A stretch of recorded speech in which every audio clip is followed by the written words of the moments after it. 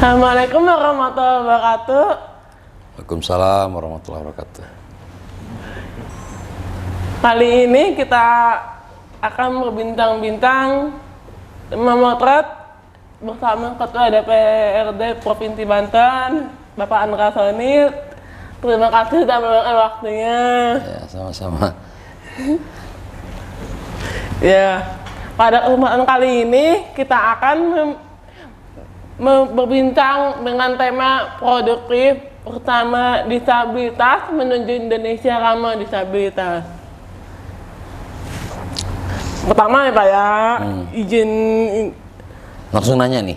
Iya. Oh ya. Nah. Pertanyaan pertama, cita-cita Bapak selama menjadi Ketua DPRD Provinsi Banten, khususnya mengenai disabilitas di Provinsi Banten? Ya, kalau ditanya cita-cita saya sebagai Ketua DPRD ya bercita-cita jadi Ketua DPRD nggak pernah. Tapi takdir menyampaikan saya akhirnya menjadi Ketua DPRD.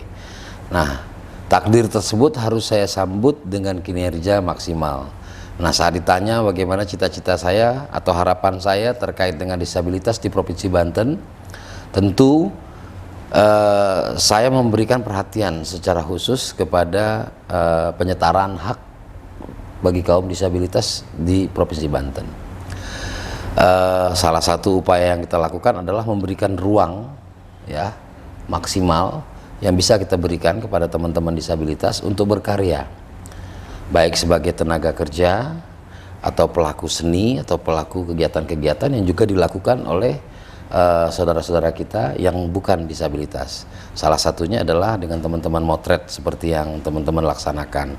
Salah satunya juga adalah bisa melaksanakan podcast ya seperti yang kita laksanakan hari ini. Jadi harapan saya ke depan adalah Provinsi Banten mampu menjadi pionir bagi seluruh provinsi di Indonesia, menjadi provinsi yang ramah disabilitas secara seutuhnya. Jadi nggak parsial. Demikian. Oh biasa. Kok kau belum biasa?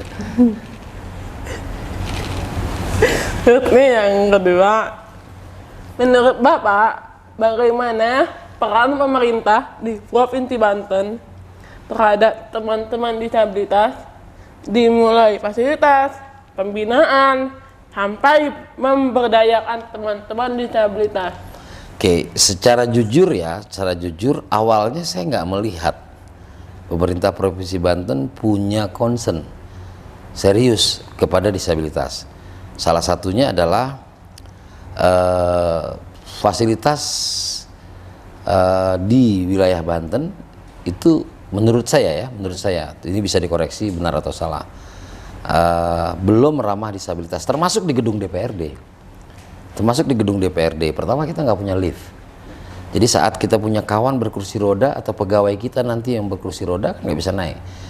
Nah, sekarang saya melihat ada semacam semangat baru, ada semacam kesadaran, atau mungkin karena apa yang teman-teman lakukan sehingga teman-teman yang ada di pemerintahan Provinsi Banten mulai melek, mulai melihat potensi yang ada di teman-teman disabilitas. Dan kemudian mungkin sebagian dari mereka juga memiliki anak, saudara, atau kerabat yang disabilitas, sehingga empatinya muncul. Namun bagi saya yang paling penting adalah amanat daripada Undang-Undang nomor 6 kalau saya tidak salah atau nomor 8 tahun 2006 terkait dengan disabilitas atau penyetaraan hak disabilitas itu bisa dilaksanakan di Provinsi Banten. Dan dukungan anggaran, dukungan kebijakan dan sebagainya bisa kita maksimalkan di sana. Saya meyakini dan saya optimis itu terjadi, dan saya ingin buktikan bahwa untuk tahun 2022 ini pemerintah Provinsi Banten akan saya ingatkan terus untuk ikut mengingat dan merayakan Hari Disabilitas Internasional yang seingat saya itu sekitar bulan Desember. Nah. Itu Pak, kan ada pemberdayaan teman-teman disabilitas ya. Yang ada aturannya menurut Undang-Undang nomor 8 tahun 2016 tentang penandaan disabilitas, bahwa setiap dinas ataupun instansi pemerintah ya haruskan ada kuota sebanyak 2%. dan untuk swasta cuma 1%, minimal 1%. Itu bagaimana Pak? Ya, ini amanat undang-undang ya, di mana pasti sudah ada turunannya juga dari undang-undang, pasti ada turunannya, peraturan-peraturan yang mengikuti undang-undang tersebut. Kita sudah menyuarakan bahwa 2% ya tenaga kerja yang ada di pemerintah daerah atau pemerintah itu harus memfasilitasi teman-teman disabilitas. Dan kedua, 1% dari perusahaan swasta itu harus ya sifatnya untuk mempekerjakan teman-teman disabilitas. Faktanya, apakah hari ini sudah? Kita harus sama-sama jujur, mesti jawab belum. Ya, amanat dari undang-undang tersebut belum bisa kita laksanakan, belum maksimal kita laksanakan. Tapi niat baik ke arah sana sudah ada. Permasalahan nanti akan muncul. Ya, pegawai itu kan ada dua, ada pegawai negerinya dan kemudian ada pegawai non PNS-nya atau honor.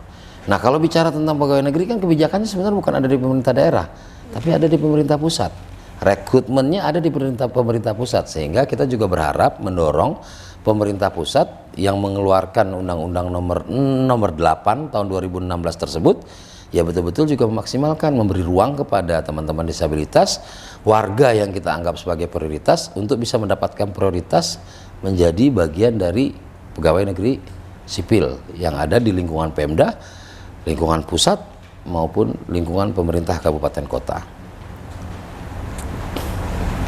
Nah, kan ada beberapa nih perkumpulan mengenai disabilitas. Salah satunya dari sekian perkumpulan itu, baik bentuk organisasi ataupun pegiat disabilitas, misalnya teman-teman tuli itu di saya namanya Gerakin nih, Gerakan Kesejahteraan Tuli Indonesia. Terus Pertuni untuk tunanetra. Belum lagi contoh dari komunitas isu pegiat disabilitas itu ada namanya Koreda. Nah, menurut Bapak, adakah masukan upaya mereka lebih berkembang dan berpartisipasi memberikan kontribusi aktif dalam pembangunan Banten? Ya, selama ini ya, saya sebagai ketua DPRD justru mendapat masukan itu dari teman-teman organisasi tersebut.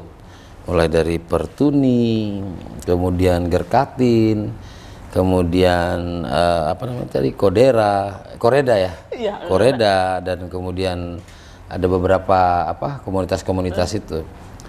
Dan saya meyakini niat baik mereka untuk membantu teman-teman disabilitas dan kemudian berorganisasi yang tujuan utamanya adalah berkontribusi terhadap pembangunan Republik Indonesia, khususnya Banten. Dan tadi kita bahas sebelumnya bagaimana pemerintah juga betul-betul memaksimalkan Undang-Undang nomor 6 tadi ya tahun 2016. Undang nomor 6 atau nomor 8? Nomor 8, Pak. Ya, nomor 8 tahun 2016 tentang penyandang disabilitas. Ya, penyandang disabilitas. Dan upaya ini akan maksimal bila mana undang-undang tersebut dijalankan. Pak, terkait ULD, unit layanan disabilitas. Ya, ULD, ya, ULD. Ya, ULD. Kan ada amanah nih dalam peraturan pemerintah nomor 60 tahun 2020 tentang unit layanan disabilitas ketenagakerjaan. Pasal 2 ayat 1 disebutkan bahwa pemerintah daerah wajib memiliki ULD ketenagakerjaan. DPRD sebagai salah satu lembaga pemerintahan memiliki daya dorong yang kuat agar Banten punya ULD. Apa langkah yang Bapak bisa lakukan? Kira-kira apa nih kitabnya ULD? Ya, pertama DPRD dengan mitranya, ya salah satunya adalah Dinas Tenaga Kerja, kemudian dengan Dinas Pendidikan telah melakukan diskusi. Bahkan kita kepada Dinas Pendidikan yang khusus menangani masalah disabilitas, dalam hal ini SKH, bidang SKH, itu saya sampaikan bahkan ke kepala dinasnya saya sampaikan bahwa kita harus punya unit layanan disabilitas, dan unit layanan disabilitas ini mestinya lintas sektor, tapi poin utama kita sekarang pendidikan dan ketenagakerjaan supaya teman-teman disabilitas ini juga bisa terbina dengan baik dan kemudian mampu berkontribusi. Itu kan sebenarnya tujuan utamanya. Ya faktanya sampai hari ini ya apa yang saya sampaikan sebagai ketua DPRD belum ditindaklanjuti. Ya, dan tentu kami akan menggunakan fungsi-fungsi yang kami miliki. Bahwa kami telah mengusulkan secara resmi melalui proses-proses musrembang dan sebagainya, dan kami berharap mudah-mudahan ya, kami berharap di RAPBD tahun 2023 itu muncul kaitan dengan unit layanan disabilitas, supaya tujuan kita menjadi tadi yang di awal, tujuan saya atau keinginan kita bersama untuk menjadikan Provinsi Banten betul-betul menjadi provinsi yang ramah disabilitas seutuhnya, benar-benar kita wujudkan dengan cara amanat-amanat yang disampaikan oleh peraturan perundang-undangan bisa kita laksanakan. Salah satunya adalah melaksanakan unit layanan disabilitas tadi ya. Dan saya punya PR, kalau sekaligus semua pasti belum tentu, tapi yang paling tidak yang bisa saya lihat ini hari ini adalah unit layanan disabilitas pendidikannya dan unit layanan disabilitas ketenagakerjaan. Ya, kita kan kemarin kita ada bertemu dengan Pak Seto, Kepala Dinas Disnaker kan. Kebetulan kita dapat fasilitas itu sebuah ruangan yang nantinya kan jadi IAD. Tapi kita menurut undang-undang peraturan ini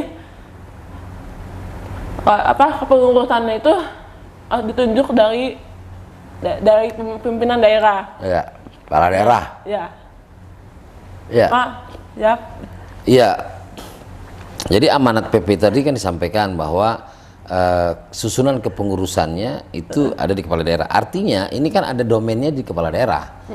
Kepala daerah mesti memfasilitasi, menyediakan, membiayai dan menunjuk pengurusnya ya dengan surat keputusan kepala daerah, kan kurang lebih begitu. SK gubernur lah kurang lebih. Ya kita dorong itu disampaikan, dan mudah-mudahan komunikasi teman-teman disabilitas dengan Kadis Naker itu bisa ditindaklanjuti oleh beliau. Dan ini menjadi PR, menjadi catatan kita semua gitu kan. Saya 2 tahun terakhir ya berinteraksi dengan teman-teman disabilitas, berharap kemajuan yang hari ini kita dapat terkait dengan disabilitas ini bisa lebih masif dan kemudian bisa berkelanjutan. Ya, saya lihat positif lah hari ini bahwa upaya-upaya dari teman-teman di dinas-dinas terkait untuk memfasilitasi, kemudian memberikan ruang kepada teman-teman disabilitas untuk bisa berkarya, berkontribusi terhadap pembangunan di Provinsi Banten. Dan harapan itu sudah mulai kelihatan. Nah, tinggal teman-teman menindaklanjutinya dengan cara positif dan kemudian makin bagus dalam mengupayakan peningkatan kualitas, baik kualitas kemampuan dari sisi teknologi, keterampilan-keterampilan khusus ya, yang tadinya bisa motret ya belajar lagi, jangan hanya motret. Kemarin saya lihat udah mulai belajar masak, kemudian saya mungkin sudah mulai main ke media ya, semacam podcast dan wawancara dan sebagainya. Itu terus dimaksimalkan dan jangan malu-malu ya, karena kita pasti bisa ya. Oke. Berdasarkan peraturan Presiden nomor 68 tahun 2020 pasal 4 bahwa KND Komite Nasional Disabilitas memiliki tugas untuk evaluasi dan advokasi pelaksanaan penghormatan, perlindungan, dan pemenuhan hak penyandang disabilitas. Apakah mungkin bahwa Banten juga bisa membentuk komite daerah disabilitas? Ya, kalau peraturan perundang-undangannya ada, ya bukan tidak mungkin, bahkan harus dilaksanakan. Nah, kita berharap mudah-mudahan undang-undang tersebut ya bisa dipelajari, atau peraturan tersebut atau keputusan Presiden tersebut bisa dipelajari dan ditindaklanjuti oleh pemerintah daerah. Hari ini kan PR-nya banyak, tapi kan ada kepala dinas tertentu, dinas-dinas terkait sebagai pembantu daripada gubernur yang bisa menindaklanjuti. DPRD lagi-lagi akan menyuarakan, akan menyampaikan ini sudah dilaksanakan belum dalam konteks sebagai fungsi pengawasan. Dan saya meyakini kalau sudah ada itu berarti kan pemerintah punya mitra ya terkait dengan monitoring ya, terkait dengan evaluasi pelaksanaan pemenuhan hak perlindungan dan sebagainya kepada teman-teman disabilitas itu sudah terlaksana betul belum di Banten? Kalau dari kacamata saya kan sudah bergerak betul, Ya.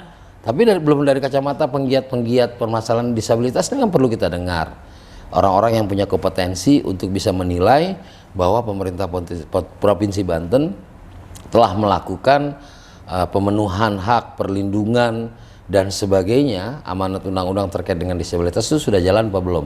Yang bisa melihat kan yang independen dalam hal ini adalah Komite Nasional Disabilitas Daerah ya, kurang lebih ya. Namanya saya kurang hafal, kurang lebih itu. Ya saya optimis lah itu bisa, harusnya bisa. Kalian juga ikut dorong terus. Ya. Udah, Pak. Terima kasih Bapak. Terima kasih ya. Ya udah bagus.